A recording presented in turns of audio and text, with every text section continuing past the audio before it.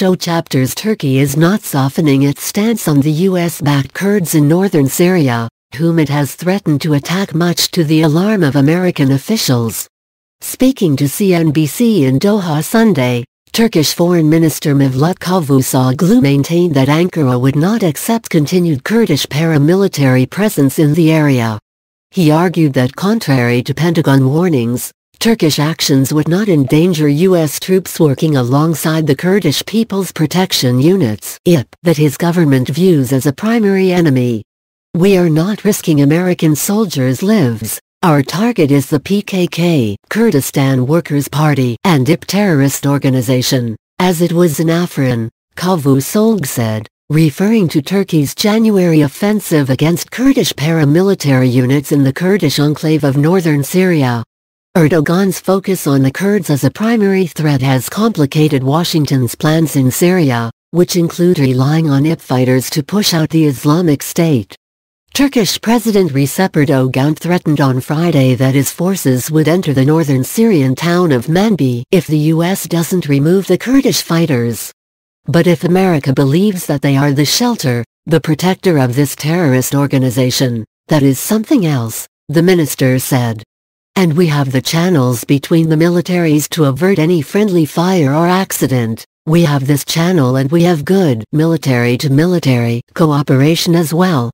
Pentagon: unilateral military action is of grave concern. The White House has repeatedly warned against carrying out any such plan, and the threat from Erdogan prompted a call with President Donald Trump the same day, during which the two agreed to more effective coordination between their countries' operations in Syria.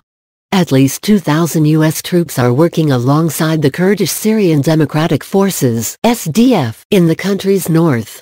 The Pentagon said that unilateral military action into northeast Syria by any party, particularly as U.S. personnel may be present or in the vicinity, is of grave concern.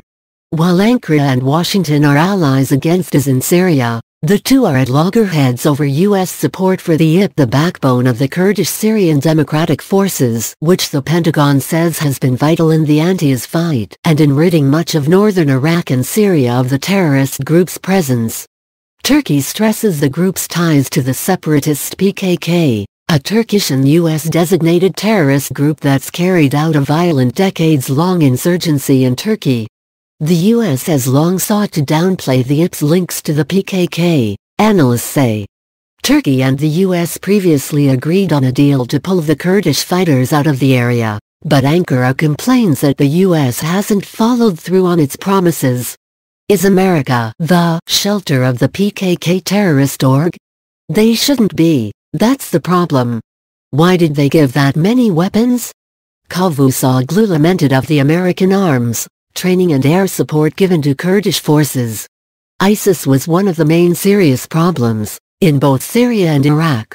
But ISIS is not the only terrorist organization. There are other small groups and many foreign terrorists in Idlib as well, and also PKK and IP, the minister added. Syria analyst Noah Bonzi of the International Crisis Group emphasized the growing urgency of Washington's messy conundrum. The U.S. has sound reasons to continue to support the IP, he told the New York Times earlier this year. But doing so while the PKK maintains an active insurgency against its NATO ally is an unsustainable situation. Kurdish commanders have responded by saying that the U.S.-backed Syrian Democratic Forces, led by the IP, would respond strongly to any attack, according to Reuters.